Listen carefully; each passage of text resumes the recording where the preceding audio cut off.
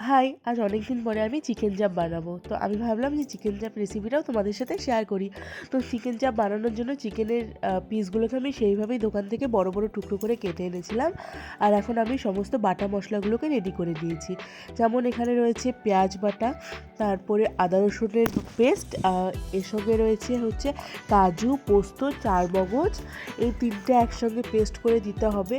Actually chicken চাপের main যে recipe, main যে মশলা সেটা হচ্ছে এই মশলাটা, কাজু, পোস্ত, চারমগজ, এইটার পেস্ট দিতেই হবে।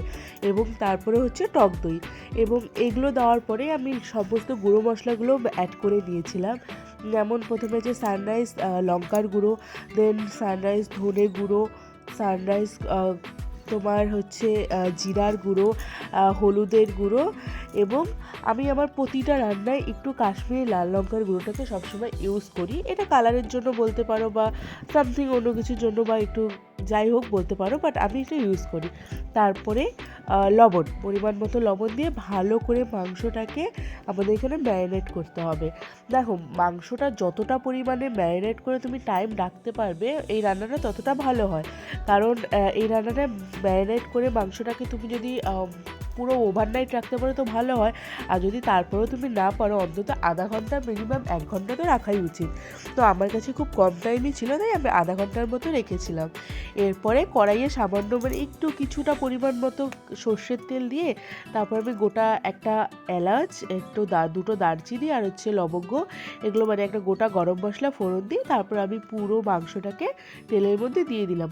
অন্য কোনো আর মশলা কোনোভাবেই দিতে হবে না, এই রান্নাটা এতটুকুই বাস। আদার্স বাইরে থেকে আমাদের কোনো রকম মশলা অ্যাড করতে হয় না।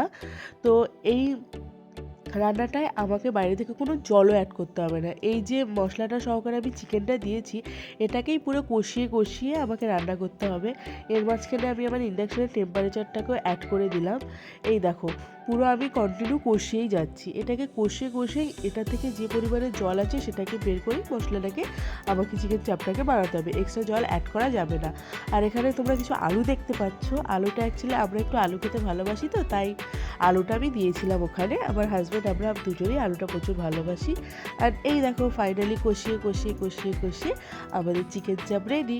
এখানে আমি বাইরে থেকে কোনো রকমের জল অ্যাড করিনি। অ্যান্ড এই দেখো, ফাইনালি চিকেন চাপ কেমন হচ্ছে সবাই সবাই জানিও। আর আমি এখানে লাস্টে একটু গরম মশলা আর ধনেপাতা অ্যাড করেছিলাম। বাই।